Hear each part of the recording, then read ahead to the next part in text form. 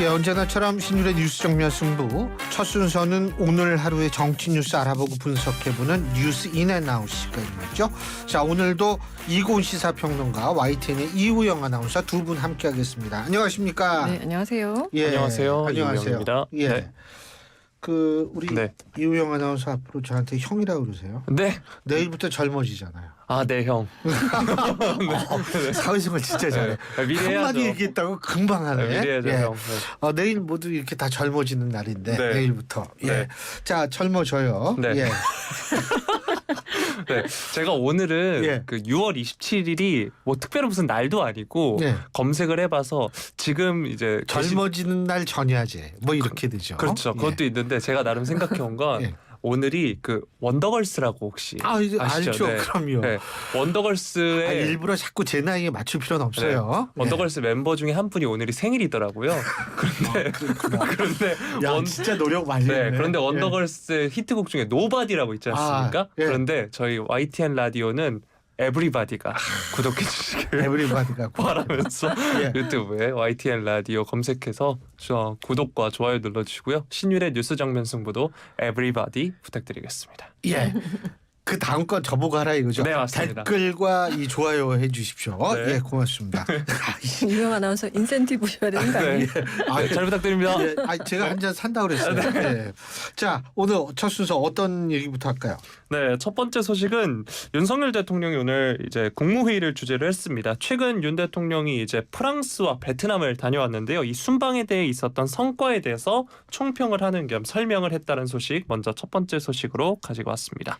네, 윤석열 대통령이 오늘 오전에 용산 대통령실에서 열린 국무회의에서 이 최근에 다녀온 프랑스 그리고 베트남 순방 결과를 보고했습니다. 그러면서 본인이 이제 1호 영업사원으로서의 그런 성과를 부각을 했는데요. 오늘 모두 발언을 보면 이런 이야기를 합니다. 일자리는 정부의 직접 재정으로 만드는 것이 아니고 기업이 만드는 것이라는 이 지극히 당연한 상식이 제자리를 찾은 결과다라면서 대규모 투자 유치가 세일즈 외교 그리고 한미 한일 관계 개선의 노력과 함께 규제를 대대적으로 풀어서 기업이 필요로 하는 제도적 환경을 조성했기 때문에 가능했다라고 이야기했는데요.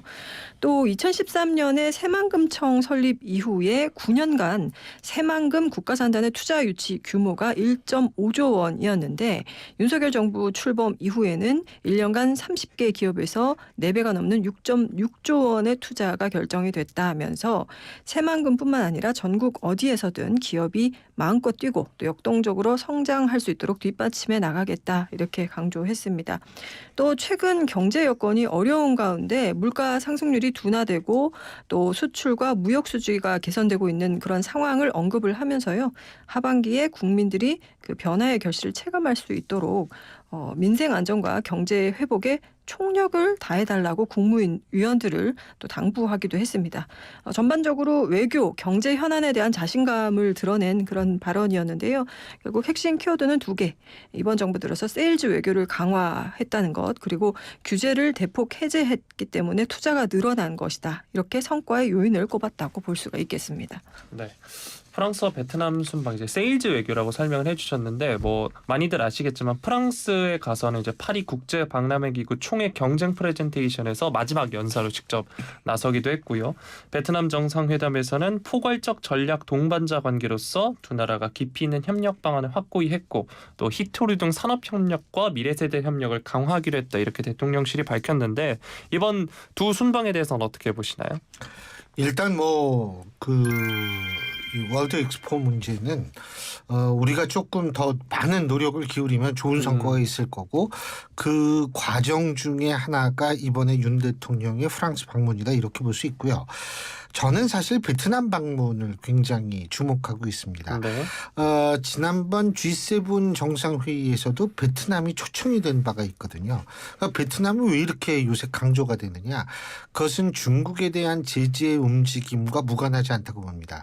앞서 잠깐 이고은 평론가님께서도 말씀을 해주셨지만 이 히토류 매장량, 히토류 보유량이 베트남이 전 세계 2위거든요. 1위는 중국이고요. 그런데 근데 이 히토류가 굉장히 중요한 게 이게 안 들어가는 데가 없어요. 스마트폰, 전기차, 신재생에너지, 배터리. 뭐 요새 배터리가 얼마나 더 중요합니까? 그런 차원에서 우리가 만일에 우리 지난번에 요소수 사태 여러분 다 기억하실 거예요.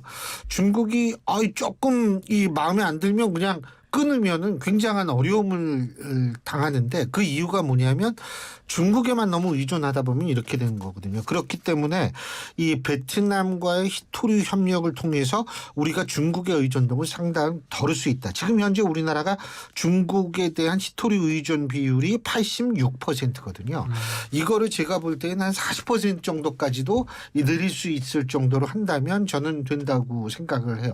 그러면 우리가 좀 좋다라고 생각하고 참고로 말씀드리는데 히토류 우리나라에도 있어요. 충북하고 강원도에 매장이 돼 있거든요. 근데 그 양이 우리나라가 한 50년 정도를 사용할 수 있는 양이라고 합니다. 근데 그러면 우리는 왜 우리 거 채굴 안 하고 딴 나라 걸 수입했느냐? 이게 또 환경 논란이 발생할 수가 있거든요. 그렇기 때문에 이제 우리가 수입을 해다 쓰는데 그런 의미에서는 저는 베트남과의 베트남 방문 그리고 베트남에서 우리가 아주 관계를 좋게 만들면서 히토리 협력을 했다라는 것이 미래를 위해서 가장 중요한 의미 부여가 가능하다 이런 생각을 합니다. 네, 특히 베트남 순방에 대해서 성과를 평가를 요새 해주셨고요. 젊은 사람들 베트남 여행 굉장히 좋아하잖아요. 베트남 아직 가본 적이 없습니다. 아직 가본 적이 네. 없어요? 괜히 물어봤네. 열등감을 건드린 것 같아요. 나중에 결혼하고 죄송합니다. 아이 생기면 많이 가게 돼요. 네. 아니 뭐 조만간 가도록 노력하겠습니다. 예, 그럼요. 네. 예, 이공 평론가한테 상의도 해가지고 갔다 오시면 돼요. 예. 네. 자, 두 번째 소식으로 넘어가 보도록 하겠습니다. 후쿠시마 오염수 관련 정부의 일일 브리핑 소식 한번 살펴볼 텐데요. 오늘은 어떤 내용의 브리핑이 있었는지 한번 살펴보겠습니다. 네, 현재 원자력안전위원회와 원자력안전기술원이 일본 방류 계획이 IAEA와 이 국제방사선 방호위원회 등의 기준에 부합하는지 분석 중이지요. 정부는 오늘 열린 후쿠시마 제1원자력발전소 오염수 방류 관련 문제와 관련한 일일 브리핑에서 한일 기술회의 주요 내용 그리고 과학기술적 검토 진행 상황을 설명했습니다. 그러면서 일본의 계획을 과학기술적으로 검토해오고 있고 이제 마무리 단계에 와 있다라고 하면서 그 시찰 결과 지난 5월 말에 있었던 그 우리 전문가들의 그 원전 시찰 결과가 곧 나오지 않겠는가 이렇게 밝혔습니다. 시찰 단장을 맡았던 유국희 원자력안전위원회 위원장은 어제 한일 양국 간 실무기술회의를 가졌는데 이 도쿄전력의 시운전 현황을 포함한 기술적 사항에 대해서 최종적으로 도쿄전력과 일본 원자력 규제위원회의 답변을 듣고 또 그에 대한 근거 자료를 요청하기 위한 회의였다 이렇게 설명을 했습니다. 또 현재까지 분석 결과 배출 기준을 초과해서 검출된 적이 있는 핵종이 총 6가지로 파악됐다고 밝혔는데요. 이게 스트론튬 90, 류테늄 106, 아이오딘 129, 안티모니 125 이름도 되게 어렵네요. 세슘 137, 세슘 134로 대부분이 2019년도 이전에 배출 기준을 초과한 것으로 확인됐다고 밝혔습니다. 이거는 이제 원안위와 원자력안전기술원이 일본의 이 다핵종 제거 설비죠. 알프스 입출구의 농도 측정 데이터를 분석한 결과인데요. 이 현재 1,070여 개의 저장 탱크 중에 70%가 배출 기준 초과하는 이유가 바로 이 6가지 핵종 때문이고 앞으로 이 6가지 핵종을 중점적으로 봐야 한다 이렇게 설명을 했습니다. 앞으로 이 6가지 핵종이 배출 기준을 충족하는지 확인하는 방안에 대해서는 늘 모니터링을 해야 하는데 이 알프스 설비를 통해서 배출 기준치 이내로 정화되는지 확인 과정을 늘 거쳐야 한다 이렇게 답을 했습니다. 현재 일본은 또 해양 방류를 위한 작업을 마무리하고 있잖아요. 그래서 이처럼 일본이 오염수 처분 방식을 해양 방출로 결정한 것 과 관련해서 비판 여론들도 또 많은데 박구현 국무조정실 국무 1차장 여기에 대해서 이런 의견을 밝혔습니다. 국제사회에서 이미 결정된 사항임을 말씀드린 것이지 일본 정부를 옹호하기 위함이 아니다라면서 일부 언론 등에서 우리 정부가 일본 측을 대변한다는 비난이 있는데 다시는 이런 부당한 비난이 없길 바란다 이런 설명을 하기도 했고요. 또 이런 가운데 정부는 이제 국내 해역과 수산물에 대한 안전관리 강화를 위해서 총 177억 원 규모에 달하는 예비비를 추가로 편성했습니다. 이에 따라서 해양 방사능을 조사하는 이 정점이 현재 92개에서 200개로 늘어나게 되는데요. 모쪼록 국민 불안을 고려해서 정부가 해양과 수산물 안전 관리에 만전을 기해 주기를 바랍니다. 네. 앞서서 앵커께서 이제 오프닝 때도 말씀을 해주셨지만 이제 어제도 여당의 먹방 소식 전해드린 바 있습니다. 한쪽은 먹고 있고 한쪽은 안 먹고 있고 굶고 하는 있고. 거죠. 네, 여당은 이제 횟집 참외 농가였고 예. 야당은 이제 안 먹겠다면서 단식 투쟁을 하고 있는데 이런 오염수를 둘러싼 정치권 공방을 어떻게 보시나요?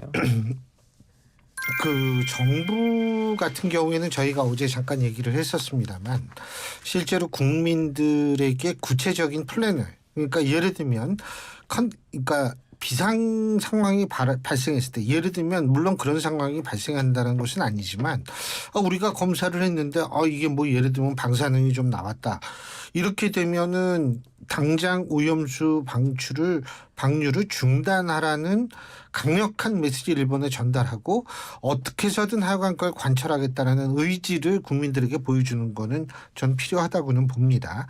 하지만 지금 당장 그게 문제가 된다라는 얘기는 아니에요. 그리고 저는 야당들이 이렇게 하는 것도 국민들을 진심으로 걱정하기 때문이라고 저는 생각을 해요. 그런데 말이에요, 저는 그렇게 생각함에도 불구하고 조금 궁금한 점이 있는 게 뭐냐면, 자, 일본 오염수 그 방류를 막겠다 막 이렇게 나오는데, 이게 그래서 단식 투쟁을 하면 사실은 이론적으로 따지면 국회 앞에서 한다기보다는 일본의 비행기를 타서 일본 총리 집무실 앞에서 한다든지, 일본 중의원 참의원 혹은 일본 의회 앞에서 한다든지, 혹은 그 일본 자민당사 앞에서 뭐 한다든지, 뭐 이렇게 한다면은 저는 그게 좀 이해가 되는데 이게 이정미 대표 말고는 다 국회에서 한단 말이에요. 이건 우리한테 사실 요구를 하는 것보다 야당이 그렇게 의원 외교도 뭐 강조하고 그 중국 갔다 오고 그러지 않았습니까? 그렇다면 의원 외교나 항의 차원에서도 만일 진짜 항의를 한다면 일본 가서 해야지 우리나라에서 이걸 하는 것이 합당한지는 좀 의문이고요. 또 하나는 뭐냐 하면, 자, 항의를 하는 거 좋다 이거예요. 거기까지 우리가 100번 정부 양보해서 좋다라고 얘기를 한다면, 또 하나는 제가 지적하고 싶은 게 구체적인 과학적이고 논리적인 근거를 들어서 우리가 왜 이렇게 항의를 하는지에 대한 핵심을 전달할 필요가 있다는 겁니다. 무슨 얘기냐? 예를 들어서 후쿠시마 원전이 폭발 당시, 그게 한 11년 전쯤 될 거예요. 그때 뭐 희석도 없고 정수도 없고 엄청난 양의 방사능이 다 바다로 쏟아져 나왔어요. 특히 이게 쓰나미로 이게 친 거기 때문에 바닷물에 빠지면서 그게 전부 방사능이 했거든요.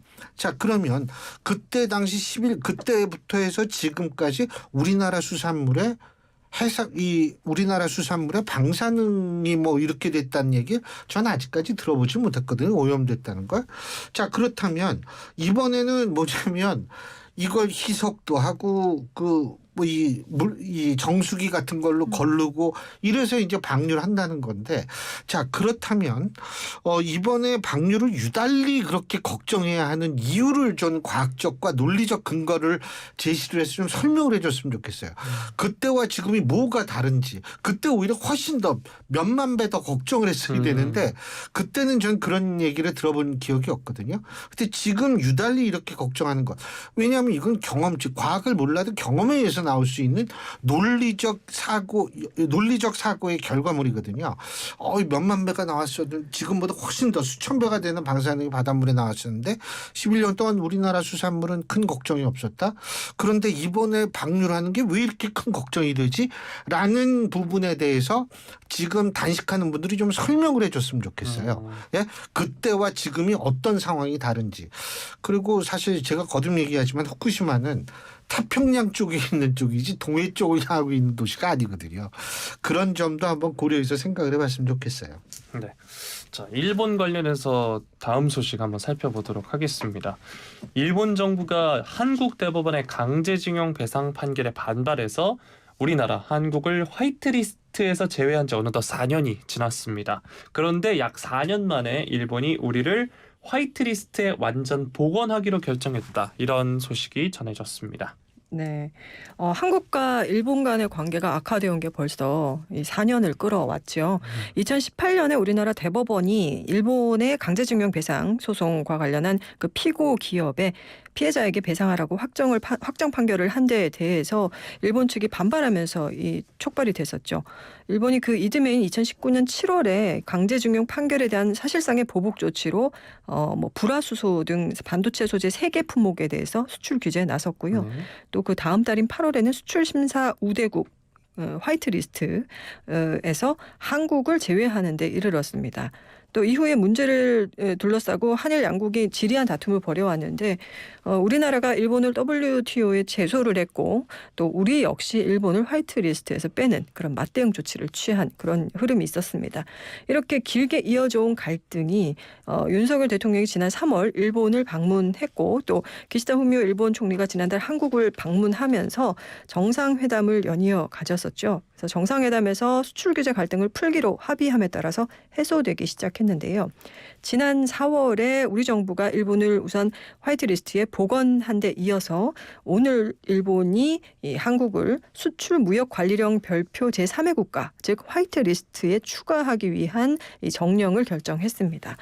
이로써 한일 양국의 수출 규제 갈등은 좀 일단락된 셈인데요. 일본 측의 정령 개정으로 일본에서 한국에 물품을 수출하거나 기술을 제공할 때 이 수출 규제 이전과 같이 일반 포괄 허가를 적용해서 신청 자격과 요건도 완화되게 됐습니다. 그리고 또 이번 개정으로 재래식 무기에 전용될 수 있는 비전략 물자까지도 수출을 제한했던 이 캐치홀 규제 대상에서도 제외가 됐습니다. 앞서서 일본 경제산업성은 지난 3월에 화이트리스트 배제 이전에 취했던 조치인 이 반도체 핵심 소재 3개 품목의 수출 규제를 철회한 바 있고요. 그 당시에 한국 정부도 일본을 WTO에 제소했던 건에 대해서 취하했었기 때문에 이번 화이트리스트 복원 조치까지 이뤄지면서 그동안 4년간 지루하게 지속되어 왔던 일본의 한국 대상 수출 규제가 모두 해제됐다고 볼 수 있겠습니다.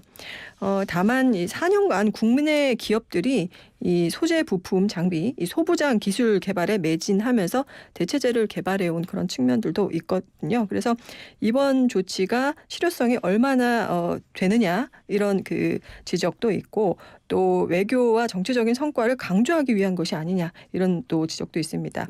어쨌든 이제 소부장 자립화 문제는 계속해서 또 투자돼야 되는 부분인 것 같습니다. 네. 물론 역사적인 문제는 여전히 풀어야 합니다. 하지만 최근 몇 년간 지속됐던 한일 정부 간의 갈등 그리고 특히 경제적인 갈등이 봉합되는 걸로 보이는데 이번 일본의 화이트리스트 복원 조치에 대해서는 어떻게 평가하시나요? 그 소부장, 김부장, 이부장, 박부장. 근데 제가 볼 때는 우리가 이 화이트리스트에 포함이 되고 안 되고를 떠나가지고 지금 이고은 평론가님이 말씀하신 대로 우리의 이 의존도, 그러니까 우리가 중국에 대한 의존도도 줄여야 되듯이 만일의 경우를 대비해서 일본에 대한 의존도도 사실 줄여야 된다라고 저는 생각을 하거든요. 그런 의미에서는 저는 당연히 우리가 소부장 이쪽에서 우리 자체적으로 해결할 수 있고 혹은 수입의 다원화를 통해서 의존도를 줄여갈 필요는 저는 있다고 생각을 해요. 그런데 아직까지는 일본에 대해서 일본에서의 어떤 그런 기술력과 이런 것들을 무시할 수는 없는 상황이기 때문에 화이트리스트가 복원됐다라는 사실 자체는 저는 굉장히 우리나라 경제에 긍정적일 것이다. 그리고 또 한 가지는 뭐냐면 한미일의 관계는 뭐냐면 제가 볼 때는 두 가지 측면이 있다고 봐요. 가치 의존적 관계 플러스 경제 의존적 관계다라고 생각을 하거든요. 가치 의존적 관계라는 거는 사실은 리버럴리즘에 입각한 우리가 민주주의 체제를 지금 가지고 있다라는 한미일 3국이 이런 측면이 있는 반면에 유감스럽게도 중국은 어떤 그 자유주의에 입각한 민주주의라고 보기는 힘든 국가 아니겠어요? 그러니까 거기는 가치 의존적 관계는 아니에요. 근데 이제 경제 의존적 관계라고 볼 수는 있죠. 중국과는. 그런데 이 경제 의존적 관계라는 것도 이게 계속 지속되는 것은 아니거든요. 네. 그런 의미에서 일단은 북핵 문제라든지 이런 것들을 우리가 중심적으로 생각했을 때에는 가치 의존적 관계와 경제적 의존적 관계 이중 관계인 한미일의 관계를 좀 더 돈독해 둘 필요는 있다라는 차원에서 이번 화이트리스트 복원이라는 것은 제가 볼 때 단순히 경제적 의미 의미를 넘어서 그런 의미 부여도 가능하지 않을까라는 생각을 합니다. 네. 자, 다음 소식으로 빠르게 넘어가 보도록 하겠습니다. 이번 윤석열 대통령의 부인 김건희 여사 관련 소식인데요. 오늘 김건희 여사의 첫 외신 인터뷰가 공개가 됐습니다. 어떤 내용인지 한번 살펴보겠습니다. 네, 윤석열 대통령의 부인 김건희 여사가 미국의 미술 전문 매체인 아트넷 뉴스라는 매체와 서면 인터뷰를 진행했고 이 인터뷰 기사가 게재가 됐습니다. 기사 제목은 번역을 하면 예술을 사랑하는 한국의 영부인이고 이면서 K컬처 영업사원, 세일즈펄슨이라고 표기가 돼 있던데 김건희 여사, 마크 로스코와 달 항아리 외교에 대해 이야기하다. 이렇게 다소 긴 제목입니다.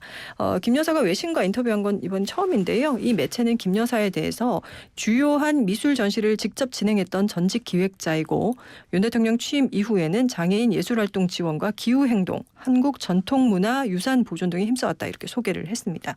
김 여사는 인터뷰에서 윤 대통령 취임 이후 1년간 해외 순방을 가거나 해외 인사를 만나면 우리나라의 문화예술의 위상이 높아졌음을 느낀다면서 우리 문화를 알리는 K컬처 영업사원으로서의 역할, 문화외교에서 대통령과 정부를 지원하는 조력자로서의 역할에 충실하겠다 이렇게 밝혔습니다.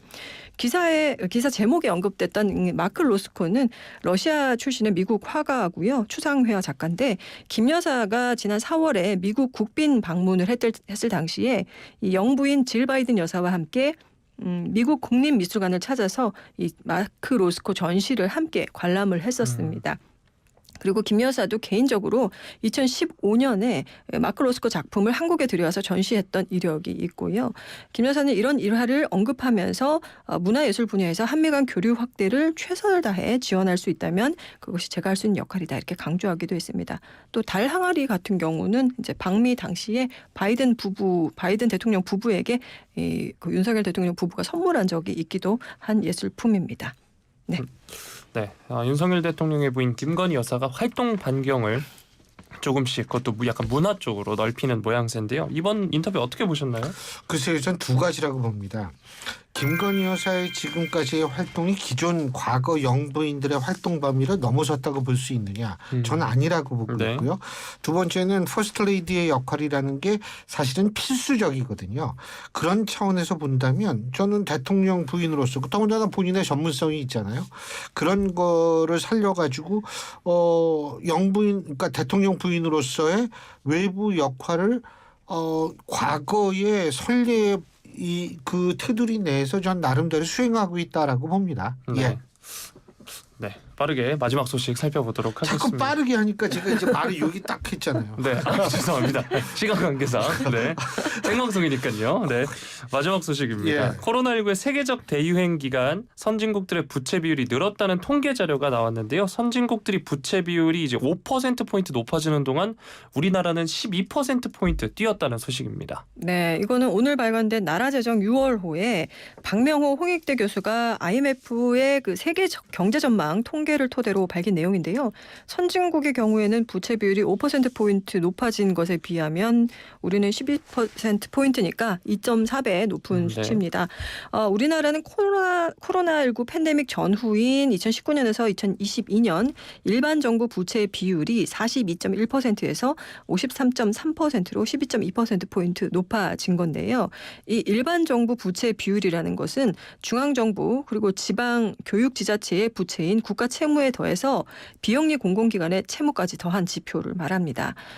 그런데 같은 기간에 IMF가 이 통계상 선진국으로 분류한 그룹 같은 경우는 5.4%포인트 상승했고 OECD 회원국 부채 비율 같은 경우에는 6.2%포인트 그리고 OECD 회원국 중에서도 우리나라처럼 비기축 통화국 같은 경우는 5.3%포인트 올랐거든요. 이제 우리나라는 이제 두 자릿수가 올랐다 이렇게 그러네요. 볼 네. 수가 있겠습니다.